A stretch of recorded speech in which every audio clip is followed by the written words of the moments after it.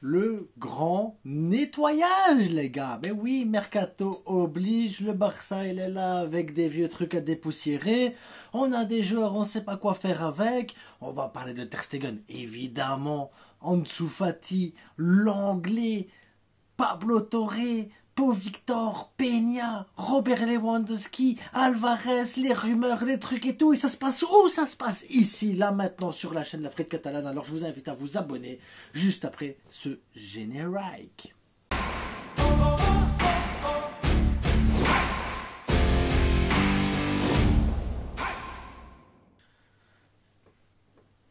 Merde, Vestiairestore.com, des maillots de foot. Regardez ça, le banger de banger.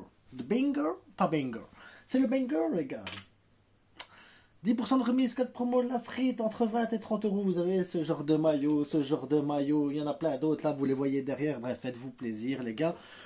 Des questions sur Insta, sur X, sur TikTok, comme vous voulez. Faites-vous plaisir. Vestiairestore.com, le lien dans la description de la vidéo. Et voilà, 10% de remise. C'est pas cher, c'est pas cher.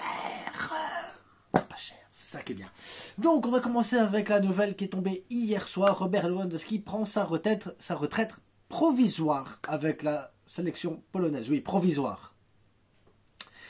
Il n'arrive pas, il ne s'entend pas avec le nouveau sélectionneur. Tant que le sélectionneur il est là, il ne veut plus jouer. Voilà, c'est clair, c'est net.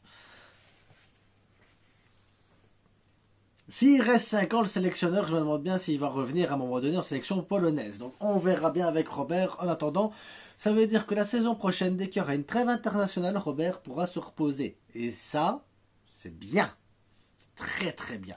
Parce que Robert qui se repose avec Laporta, il parle Laporta, il parle.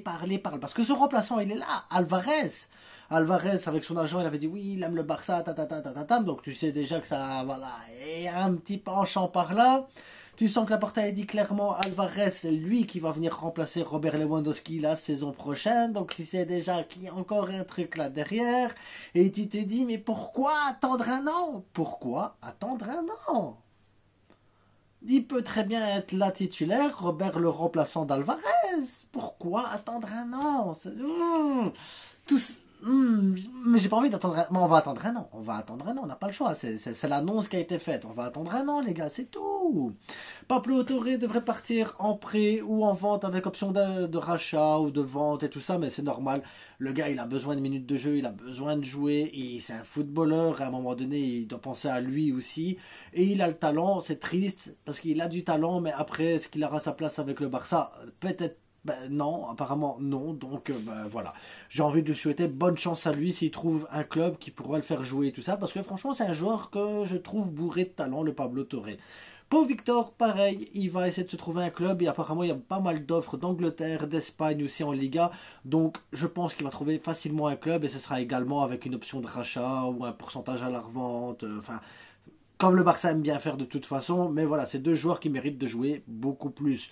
Iñaki Peña, la même chose aussi, il doit trouver un club parce que là, pour le moment, Iñaki Peña passe troisième gardien, enfin deuxième, tant que... voilà, pour le moment, c'est le deuxième gardien, mais voilà, Peña, il doit aussi se trouver un club à un moment donné. Je pense qu'il doit faire ce qu'il faut pour sa carrière également. Frenkie veut rester au club, et ça, c'est une bonne nouvelle. Maintenant, comment ça se passe les négociations avec son agent et tout ça, avec le club?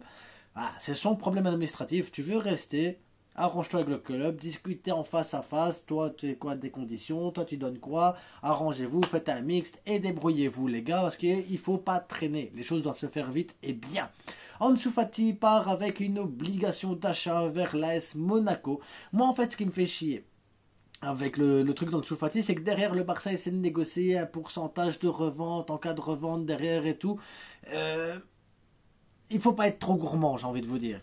Alors, si on arrive à négocier un petit pourcentage, tant mieux. Mais si on n'a pas de pourcentage derrière, c'est pas grave. J'ai envie de vous dire, c'est pas grave. Il faut pas commencer à risquer de garder encore une saison de plus. Son salaire coûte des sous, il coûte des sous, il coûte des sous. Il faut s'en débarrasser à un moment donné parce qu'il coûte plus d'argent que ce qu'il ne rapporte au club. Et il faut libérer ce numéro 10 pour l'envoyer à la Yamal. Donc voilà, nettoyage, Fati, hop. L'Anglais veut rester à l'Atlético Madrid, ce qui est une excellente nouvelle. Mais il veut une compensation du Barça, il veut un an de salaire avec carte blanche pour faire ce qu'il veut derrière. Ah, C'est dingue comment on est pris au piège avec les joueurs par moment. Pourquoi on leur donne des contrats comme ça? Pourquoi on négocie? C'est nous, hein, c'est notre faute, hein, on négocie des contrats à la con, mais... Enfin, tu vas me dire, c'est notre faute à nous. Bon, c'est encore un reste de Bartomeu. Mais merde, à un moment donné, j'ai envie de vous dire merde, merde, merde, merde. L'anglais, bon écoute, si tu veux un an de salaire, demande à Atletico de te payer cette année de salaire, et nous on te laisse carte blanche. Tu pars gratuit. Mais on ne te paye pas ton année de salaire, c'est l'Atletico qui te le paye. Pas de transfert chez nous, on rentre pas d'argent, mais on économise. J'ai envie de vous dire, c'est peut-être la meilleure solution en soi. Atletico achète un joueur pas trop cher, un joueur qu'ils connaissent déjà. Nous, on leur refait le gratos parce qu'on aime bien refiler gratos à l'Atletico plein de joueurs. Le gars, il est content, lui, on est content, tout le monde, il est content, enfin, presque content tout le monde. Et voilà, je pense que c'est la meilleure chose à faire. Il ne faut pas se prendre la tête avec ça. Laporta était au stade hier pour voir la finale. J'espère en tout cas qu'il a vu la performance de Lao, qu'il a vu la performance de Nico Williams et qu'il s'est dit, ok, si je peux prendre aucun des deux joueurs parce que c'est trop cher, je vais aller chercher Lookman et pas Luis Diaz. J'espère qu'il s'est dit ça. J'espère qu'il l'a vu avec ses yeux comme ça. J'espère.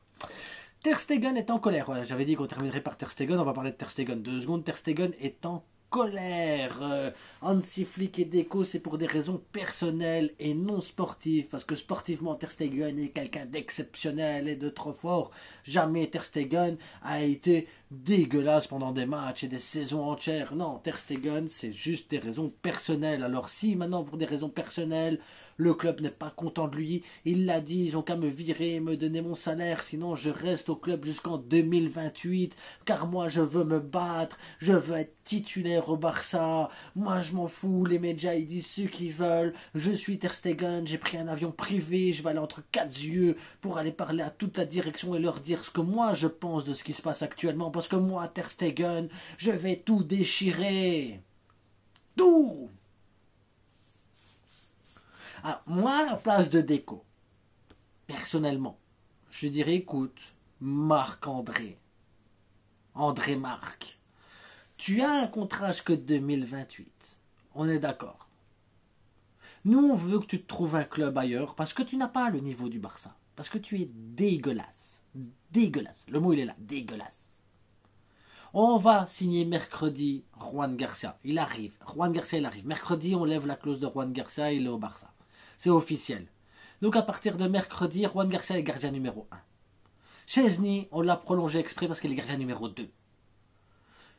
Peña, s'il reste, il est gardien numéro 3.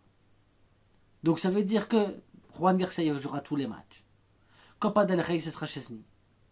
Si Juan Garcia se blesse, c'est Chesney qui prend la place. En cas de gros soucis d'inconvenu, ce sera Iñaki Peña. Maintenant, si Iñaki Peña il part du club, tu passes troisième gardien.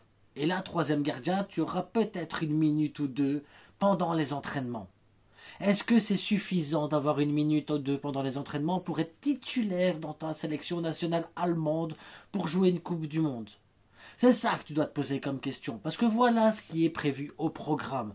Maintenant, si ça te convient d'être gardien numéro 3 ou voire gardien numéro 4, tu peux rester jusqu'en 2028. Fais-toi plaisir si c'est ça ta passion. Mais sache que tu dois être présent pour les entraînements, les trucs et tout. Si tu rates quelque chose ou qu'il y a un souci, faute grave. Au revoir, monsieur. À toi de décider de ton avenir. On t'aidera à trouver un club. On fera le nécessaire pour que ça se passe bien dans les négociations. Et on fera ce qu'il faut pour que tout se passe au mieux. Mais sache que si tu veux rester au club jusqu'en 2028, tu es quatrième gardien à partir de mercredi. Voilà. Tu le sais, je le sais, nous le savons. À toi de décider, Marc-André.